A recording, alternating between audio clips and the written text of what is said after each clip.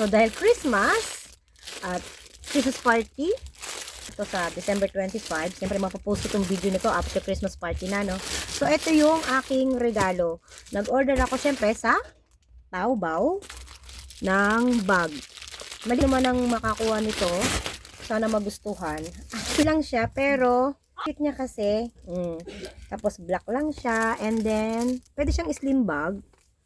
Meron siyang keychain na isasabit dito sa front. Kaya na natin para magandang tingnan. Yan, para siya nakaganyan. At ito yung loob. Ito yung unang packet sa loob. Ito yung pangalawa. And meron siya uling pangatlo. So, ito yung pang-organize niya. So, mo rin siyang gawing tasling bag or kaya pa-hand lang. Lalagyan natin to ng note.